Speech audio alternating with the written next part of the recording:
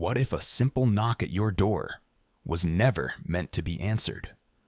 Or what if the stranger sitting on the last bus of the night wasn't a stranger at all? Tonight, you'll hear two chilling stories that blur the line between reality and nightmare. One follows a family haunted by three mysterious knocks that always come at the same time. The other follows a bus driver whose final passenger knows far more than he should. Turn off the lights, put on your headphones, and prepare for a night of unsettling mysteries. The last knock at Cedar Hollow. It started with a knock. Not loud, not desperate. Just 3 slow taps on the front door. Knock, knock, knock. The Carter family lived at the edge of Cedar Hollow, a tiny mountain town where everyone knew each other. Their farmhouse sat alone, surrounded by thick woods. At night, the trees seemed to swallow every sound. One October evening, after dinner, 12-year-old Emily heard the knocking. Her father looked through the window. No one was there. He stepped outside with a flashlight. The porch was empty. No footprints. No car. Nothing. They laughed it off until the next night. Again. Knock. Knock. Knock. This time, it came exactly at 9:13 p.m. Her father opened the door immediately. Still no one.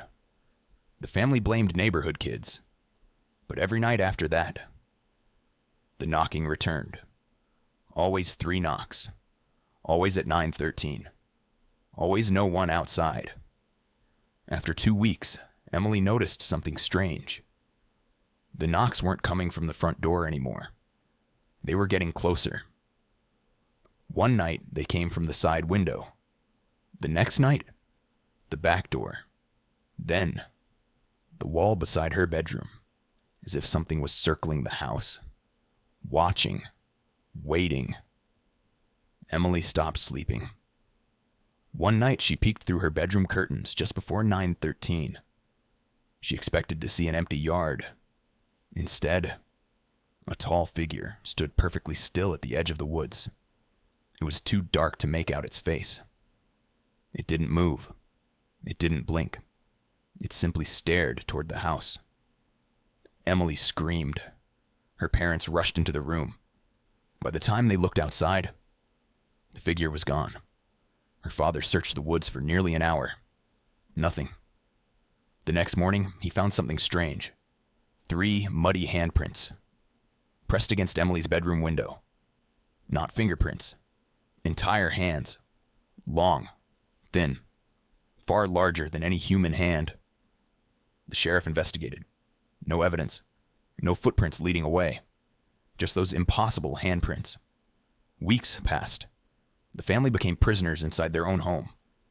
Then the knocking changed. Instead of coming at 9:13, it came whenever someone was alone.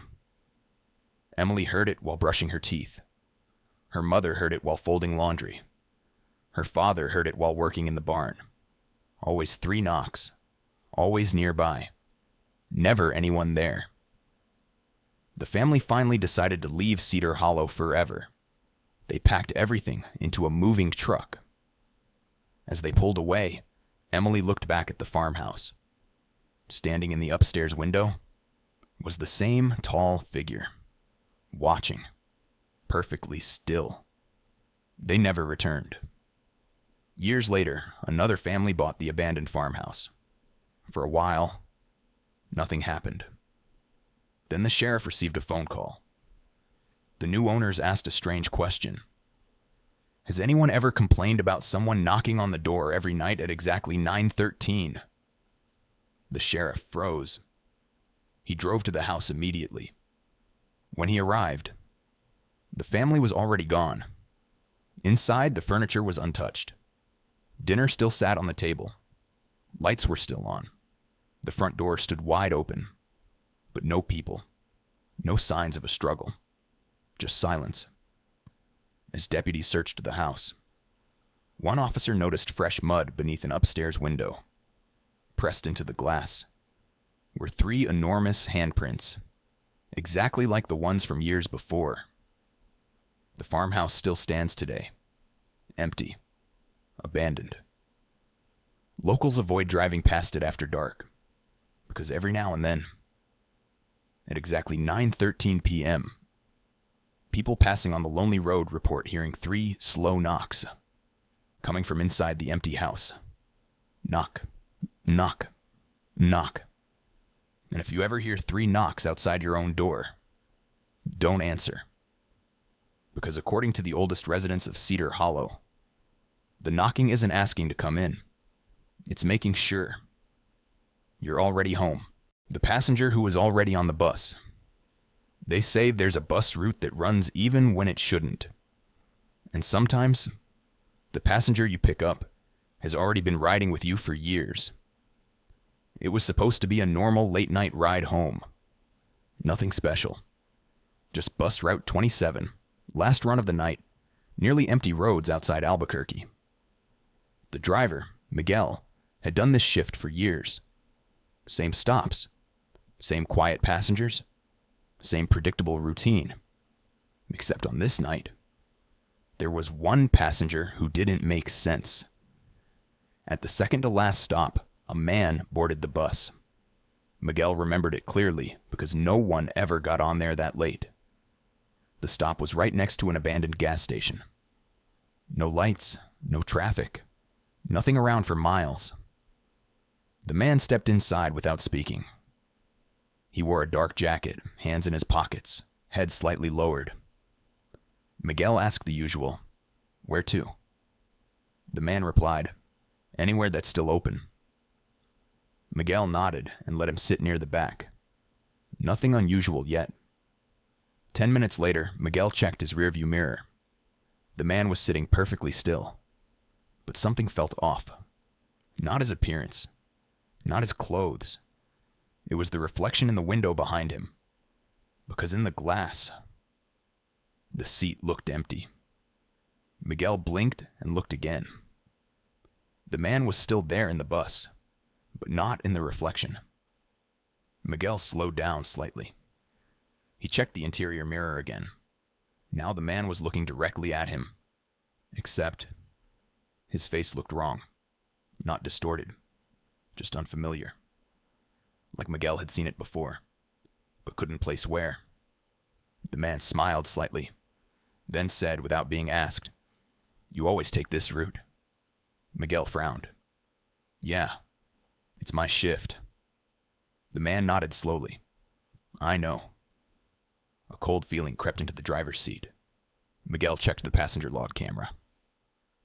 On the screen, the bus was empty. All seats visible. No one on board. He turned around quickly. The man was still sitting there. Close enough now that Miguel could see his face clearly. And that's when Miguel realized something worse. The man looked exactly like him. Not similar. Not similar features. Exactly him. Only older. Tired.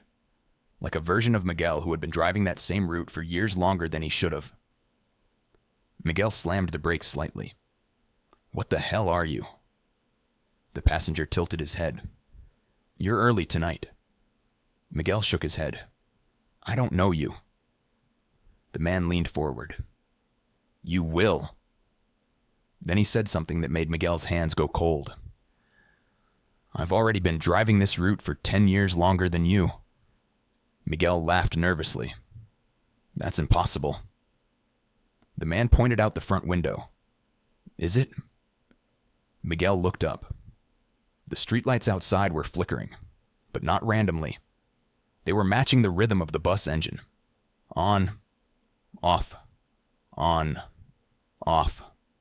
Like the world itself was syncing with something it shouldn't. Then Miguel noticed something else. The road signs were wrong. Same route, same direction. But the names were outdated. Old fonts, old city layouts. As if the bus was driving through a version of the city that didn't exist anymore. Miguel pulled the bus over. "I'm calling dispatch." He grabbed the radio. Static. Then a voice came through. Not dispatch. His own voice, but older, calmer. Don't stop the bus. Miguel froze. The passenger stood up, slowly, and walked down the aisle. He stopped right behind Miguel's seat and whispered, "You're about to remember me." Miguel turned around, but the seat behind him was empty. The entire bus was empty. No passenger, no footsteps, no movement. Only the faint impression of someone having just been there. He checked the rearview mirror again. The man was gone, but in the reflection of the empty road behind the bus, the passenger was now sitting in the driver's seat, driving, and smiling back at him. Miguel swerved the bus off the road. The headlights flickered. The engine cut out. Silence. When emergency services arrived an hour later, the bus was parked neatly on the shoulder. Engine off, doors closed, driver's seat empty. No sign of Miguel. But the logbook on the dashboard had one final entry written in handwriting that wasn't his. Route completed. Passenger delivered. And the strange part, the next scheduled driver for that route never showed up. Because according to dispatch records, Miguel had already been scheduled on Route 27 for years. That's it for tonight's stories. But before you go, I want to know, which one creeped you out the most? The last knock at Cedar Hollow or the passenger who was already on the bus? Let me know in the comments, and if you have a real-life creepy experience, share it. You might see it featured in a future video. If you enjoyed these stories, don't forget to like, subscribe, and turn on notifications so you never miss the next mystery. Until next time, keep the lights on, keep listening, and whatever you do, if something doesn't feel right, trust your instincts.